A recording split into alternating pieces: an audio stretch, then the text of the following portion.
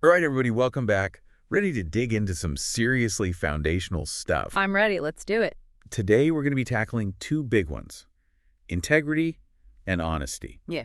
But like always, we're going deeper than just defining them. We're going straight to the source, the Bible. We're going to unpack what these ancient texts actually say about living a life that's true and how that can make a difference in our modern world.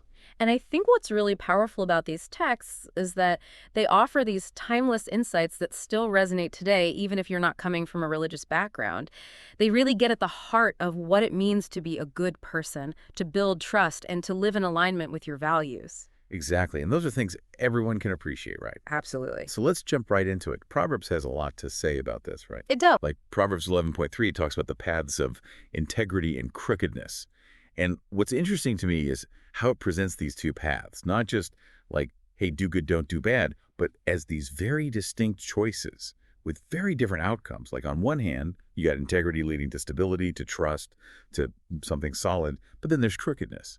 And it's painted as this unstable, untrustworthy, kind of shady path. And you see that playing out in the real world all the time, right? Like those big corporate scandals where a lack of integrity just crumbles everything. Uh, Or even in our personal lives, like how those little white lies we tell can snowball into these huge messes. Oh, absolutely. And, speaking of trust, that's another thing Proverbs zeroes in on. Proverbs 12.22 emphasizes how much value is placed on trustworthiness. It's not just like a suggestion. It's like, this is a big deal.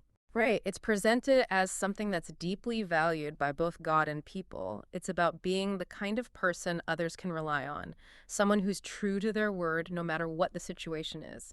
And that kind of reliability, that's the bedrock of any strong relationship, whether it's in business, friendships, or family. And that sense of stability, of knowing where you stand, it's almost like you've got this inner compass guiding you. And that's what Psalm 25.21 really emphasizes. It's saying that integrity isn't just some external rule book, but it becomes this internal source of strength. Exactly. And that ties back to the root meaning of integrity wholeness. You're not fragmented. Hmm. You're not trying to be different things to different people. There's an alignment between your actions and your values. But then the question becomes, right, how do we actually live this out? How do we translate these ancient principles into our daily lives?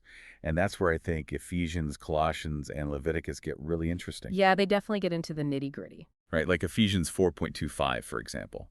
It explicitly links truthfulness to community. We are members of one body, it says. So it's not just about me and my integrity. It's about recognizing that my honesty, my truthfulness, has a ripple effect on the people around me. It highlights the interconnectedness of it all. It says, "Therefore each of you must put off falsehood and speak truthfully to your neighbor, for we are all members of one body." So it emphasizes our shared responsibility to uphold truth within our relationships and communities. Because when one person is dishonest, it can impact the entire group. Right, and it's about building each other up, not tearing each other down.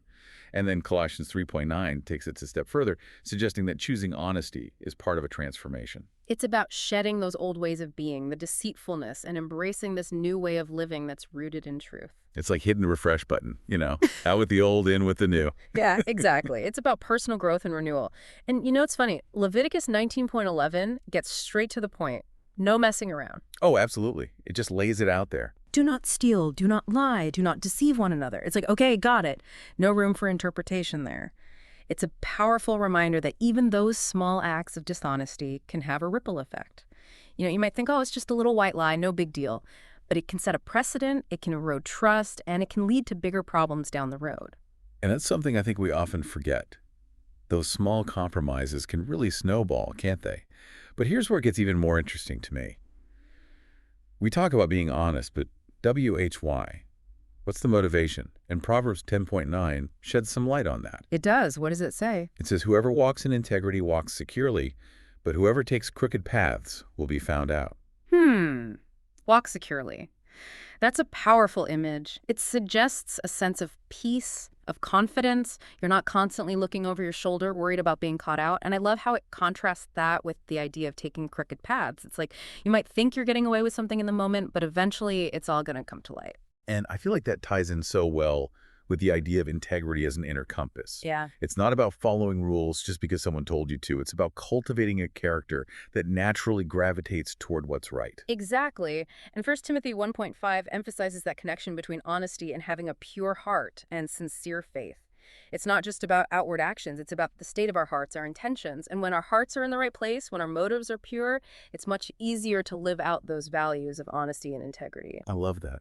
But, the Bible doesn't shy away from challenging us either. Yeah. There are these verses that make you stop and think, like Matthew 5.37. This one always gets me. Let your yes be yes and your no, no. It's so simple, yet so profound. It's like a call for radical honesty and straightforwardness. In a world that often encourages us to be ambiguous, to hedge our bets, to tell people what they want to hear, this verse is like a breath of fresh air. It's saying, be clear, be direct, be truthful. Right, like no more beating around the bush. Just a simple yes or no. But then we've got Luke 16.10, and this one really makes you think about the long game. What does Luke 16.10 say again? I want to make sure I'm following. Whoever can be trusted with very little can also be trusted with much, and whoever is dishonest with very little will also be dishonest with much. It's basically saying that our integrity is built on those everyday choices, those seemingly small acts of honesty. And if we can't be trusted with those small things, how can we be trusted with the bigger things in life? That's such an important point because it's easy to think, oh, it's just a few dollars, it's just a little white lie, it doesn't really matter. But those small choices, they reveal our character. And over time, they shape who we become. So much to think about, right? There really is. I mean, we've covered a lot of ground here. From the paths of integrity and crookedness to the importance of trustworthiness, the connection between honesty and community, the ripple effects of our choices, and the idea of integrity as an inner compass. What really resonated with you? It's that idea of walking securely that really stuck with me, that sense of peace and confidence that comes from living in alignment with your values. That's something I think we all strive for, even if we don't always achieve it. Me too. It's such a powerful image. And for me, that's a great reminder to constantly check myself. Am I making choices that align with my values? Am I being truthful in my interactions? Because ultimately, it's those small, everyday choices that determine the kind of person I'm becoming.